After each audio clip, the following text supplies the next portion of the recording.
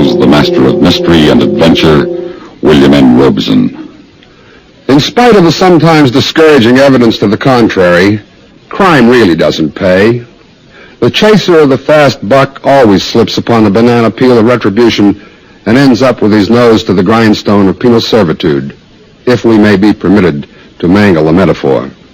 Upon this moral precept hangs a tale, which you are about to hear. Listen then as Jackie Cooper stars in The Amateur, which begins in just a moment. This is Frank Knight speaking for the world's most honored watch, Longines. The name Longines on the dial of a watch is an accepted symbol of excellence. Decade after decade, for almost a century, Longines watches have maintained this enviable position of leadership, winning highest honors for excellence, elegance, and accuracy in public competitions against the best of the world's watches. To wear a Longines watch marks a person of good taste and good judgment as well, for like all things of finest quality, a Longines is in the long run the most economical. Amazingly, you may own or proudly give a Longines watch for as little as $75. A Longines, the world's most honored watch, styled with distinction, cased in precious metal, promising a lifetime of faultless timekeeping. And here is a suggestion. For Mother on Mother's Day, why not a Longines watch? Your authorized Longines Whitney jeweler will be honored to serve you. And now, The Amateur, starring Mr. Jackie Cooper. A tale well calculated to keep you in suspense.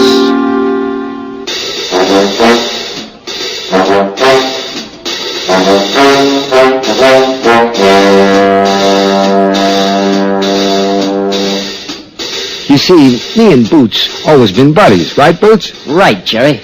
And, you know, we're always looking for an easy way to a fast buck, so when this here thing happens, well, I mean, we ain't exactly amateurs, you know.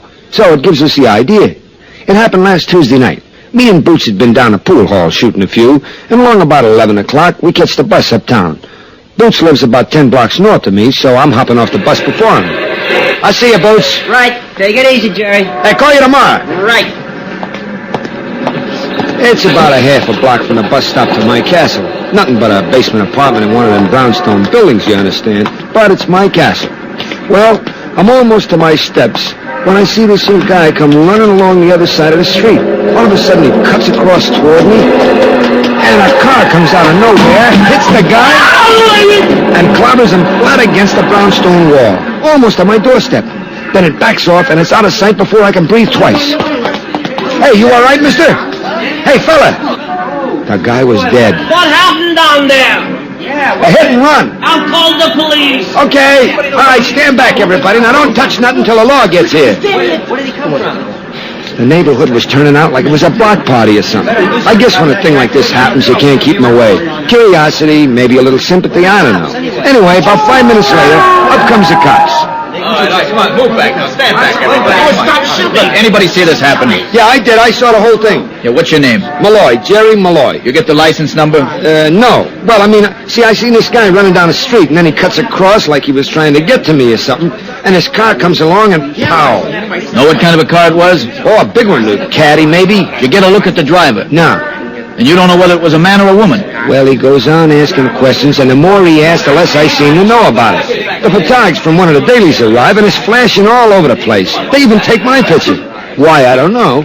But finally, the wagon takes the poor guy away, and the neighborhood goes back to bed.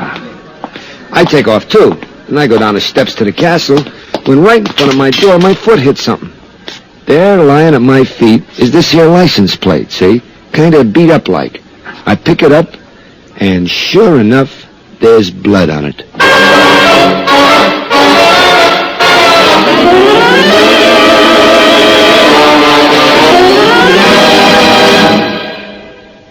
In a moment, we continue with the second act of Suspense.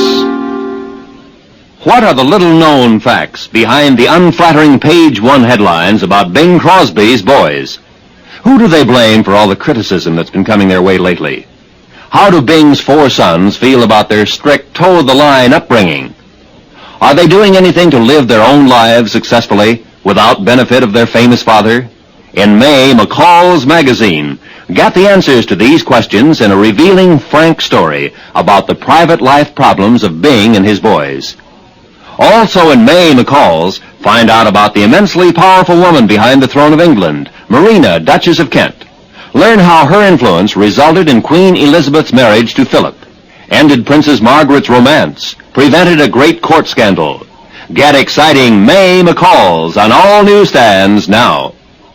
And now, starring Mr. Jackie Cooper, Act 2 of The Amateur.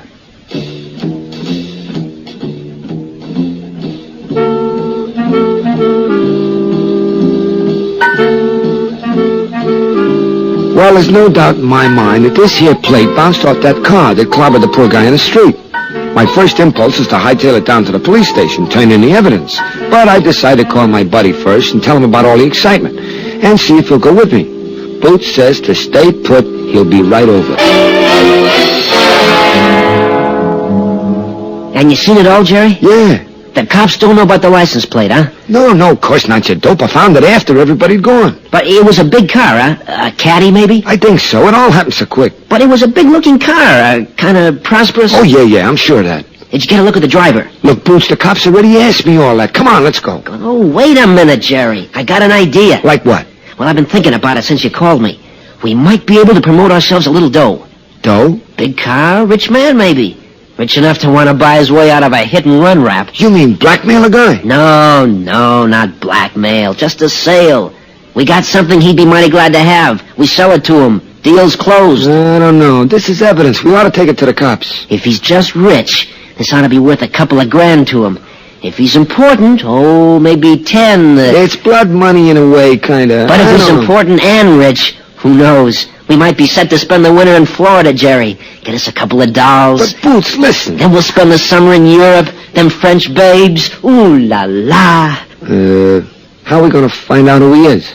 Trace the plate. No, only the cops can do that. I got a friend, Andy. He can find out for us. Suppose he gets suspicious. No, not Andy. Look, let me handle it, huh? Don't go to the cops till we have a chance to see if it works, okay? Well, okay. We're gonna be up there, Jerry. Them little jobs we pulled from time to time, peanuts compared to this. Yeah, but they were safe. You want to be an amateur all your life? This'll make a pro out of you. Set us up for a good long time. Well, okay. That's the boy. I'll drop around the garage tomorrow after I talk to Andy, okay? Yeah, okay.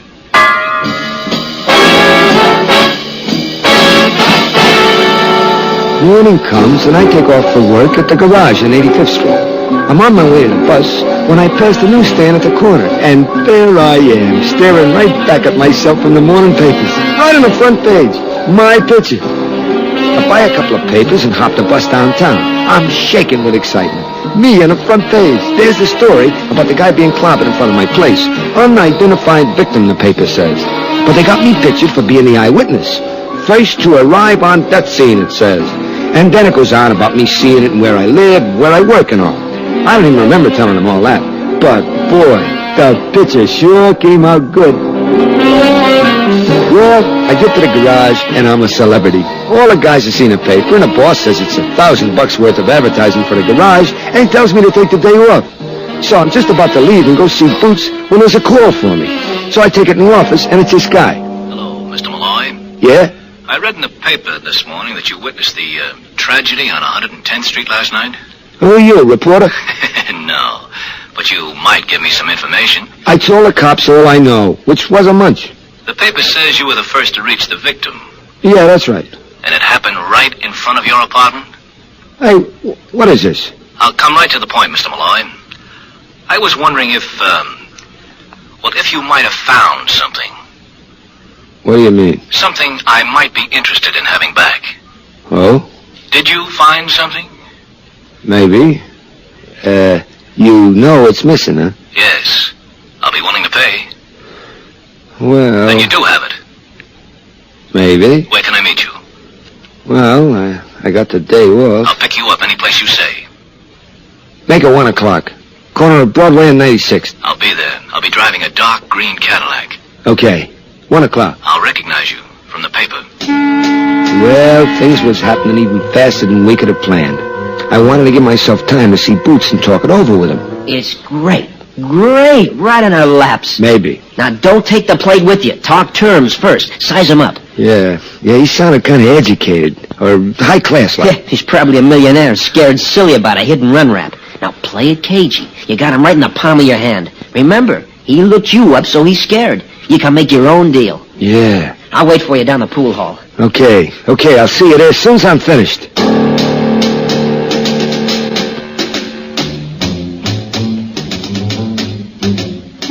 At 1:45, I'm waiting on the corner of 96th and Broadway. About 5 minutes to 1, a big green caddy drives around the corner and goes on down Broadway. Now, I'm wondering if that can be the guy when, sure enough, comes around the block again, stops, and a well-dressed guy at the wheel opens the door. Mr. Malloy? Yeah. Get in. I wanted to be sure it was you before I stopped. It's me. What's your name? Edward Keller. We'll take Riverside Drive. The traffic's light, and I prefer to keep my mind on business rather than traffic. Okay, by me. He's not a bad-looking guy. About 45, maybe. Dressed to the teeth. And sort of high-class look about him. I feel sort of shabby next to him, in spite of I'm wearing my best suit. But I got the upper hand no matter what. Well, we hit Riverside Drive, the traffic thins out, and he looks over at me. I took a long chance you might have found what I want. Kind of coincidental, ain't it? Quite. I may as well be frank, Malloy. If the police had found that, it could have put me in a very serious position. You're telling me. But as it turned out, you found it, and kept your mouth shut. I'm willing to pay for that service, and for your silence afterwards, of course. Sure. Package deal. Package deal. I'm wondering, though, how come you thought I had it? You were the first one to reach the victim. Yeah. And the newspaper story made no mention of the police finding it. Fat chance. Landed right in front of my door. That's almost incredible. I don't know. You hit him pretty hard. I what? You really clobbered that guy. I mean, it's a wonder you didn't lose a fender, too. What are you talking about? The accident. Your license plate. You're not making sense. Well, who are you? You trying to back down or something? I don't know what your dodge is, Malloy, but don't... Now listen, I ain't dodging. You are. You want to buy back your license plate, or don't you? I'm not interested in any license plate. I want that $100,000 worth of heroin the man was carrying.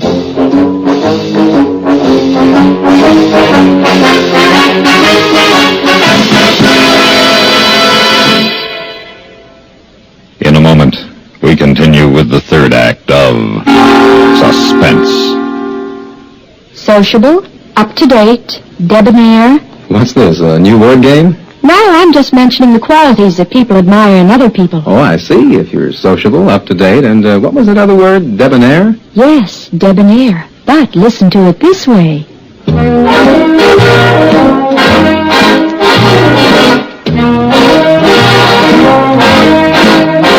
Be sociable, look smart, keep up-to-date with Pepsi.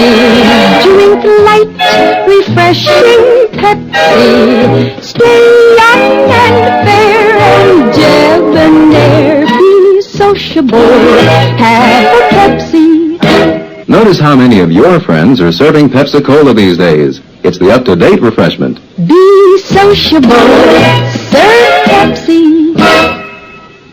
And now, starring Mr. Jackie Cooper, Act 3 of The Amateur.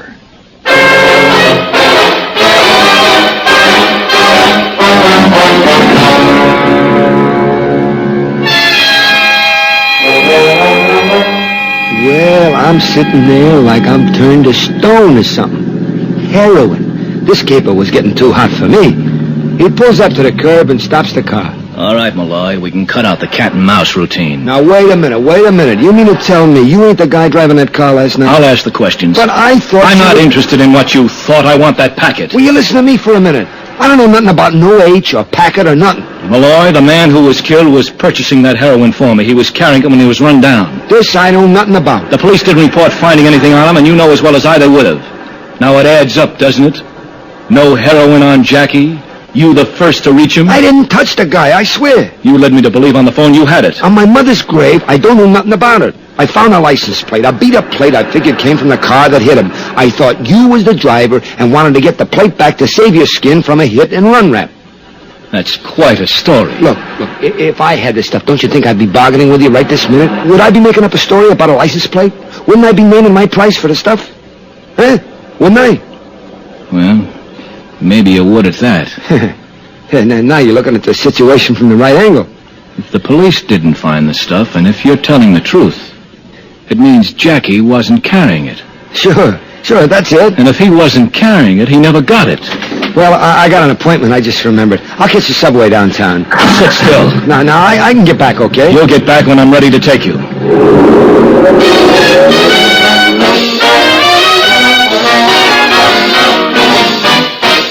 We start back uptown. This guy's really sore, but not at me. That I'm sure of. When we get to 106th Street, he pulls up in front of an apartment and stops. We're only 4 blocks from my place. He gets out and motions me to go ahead of him. We walk up the steps to a foyer. He rings a bell in a sort of rhythm, like a code or something, and after a couple of seconds, a buzzer opens the door. Well, we take an elevator to the 3rd floor, and when the door's open, he steps out into a little hall with one door in it. Keller goes through the same ringing bit, and the door opens a crack. What do you want, Keller? I want to see Giacomo. He's not here. I'll wait. Who is this punk? Never mind. We'll come back later, huh? Come on in, Keller.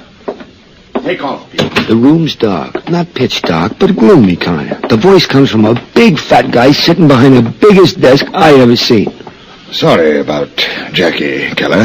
I'll bet you are. Who's this? The man who saw Jackie get hit. Oh? Bringing him here wasn't very wise. I want to get something cleared up.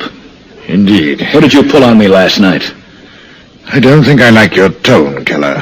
What do you mean? Jackie didn't have the stuff or the money on him when they scraped him off the sidewalk. Oh? How do you explain that? Why ask me? Because I think Jackie gave you the money, but you didn't give him the heroin. Really, Keller? What do you take me for? Jackie never showed up last night. What? I was expecting him. As a matter of fact, I inconvenienced myself waiting for him. Then this morning we read of his demise.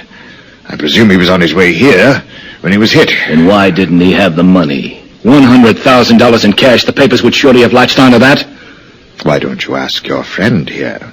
Wasn't he the first to reach Jackie? Now, wait I'm a really minute. annoyed with you, Keller. We've been dealing with each other for years, and you let a punk like this pull the wool over your eyes.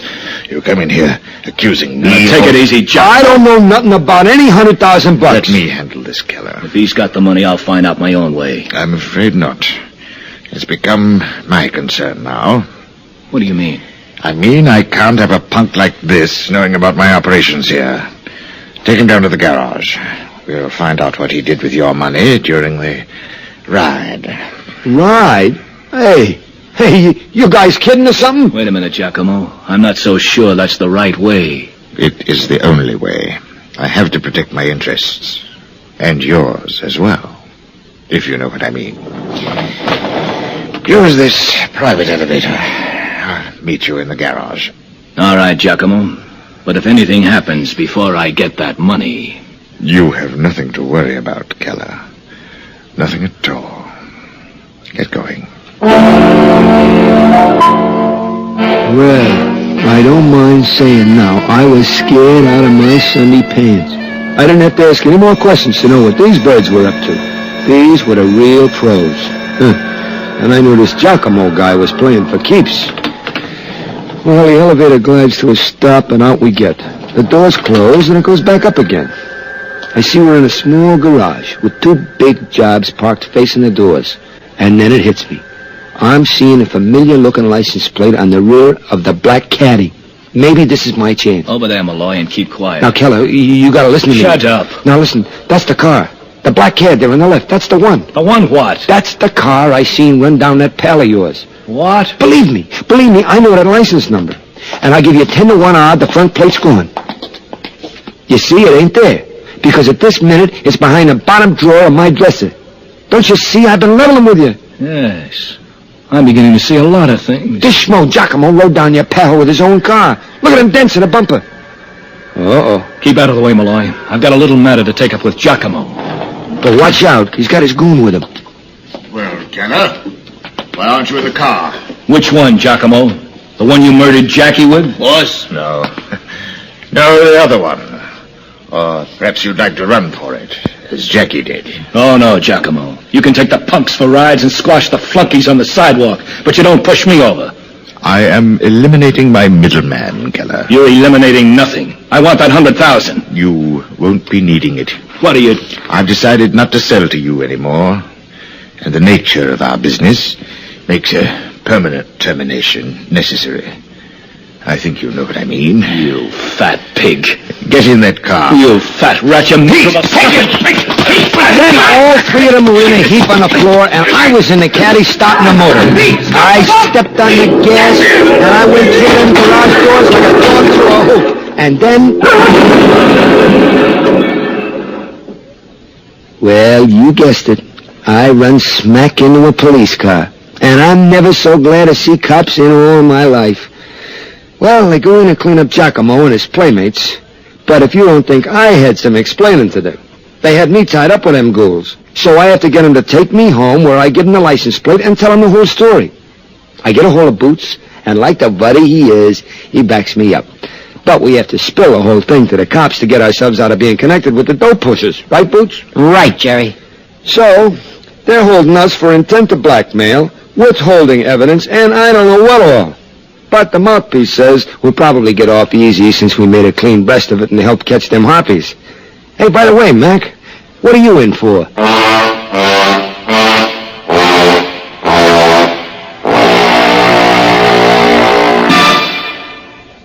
Suspense, in which Jackie Cooper starred in William N. Robeson's production of The Amateur, written by Robert Jurin. In a moment, the names of our supporting players and a word about next week's story of Suspense. A young lady by the name of Scheherazade kept her audience of one enthralled for 1,001 nights with one of the longest stories in history. That's a long time to devote to one chronicle, but some of CBS Radio's winning 7 weekday dramas have put that record in the shade, entertaining audiences in the millions with many times 1,001 days of continuing dramatic serials. Each weekday on the CBS Radio Network, there's a wealth of daytime drama, including such outstanding serials as The Romance of Helen Trent, The Couple Next Door, Ma Perkins, Whispering Streets, The Right to Happiness, The Second Mrs. Burton, and Young Dr. Malone. Monday through Friday, follow these absorbing, true-to-life stories. Only CBS Radio brings you the winning 7 combination of top daytime dramas. Another important reason for the different sound of this CBS radio station. Supporting Jackie Cooper in The Amateur were Tommy Cook, Peter Leeds, Barry Kroger, and Norm Alden. Listen. Listen again next week, when we return with Ida Lupino and Howard Duff starring in On a Country Road. Another tale well calculated to keep you in suspense.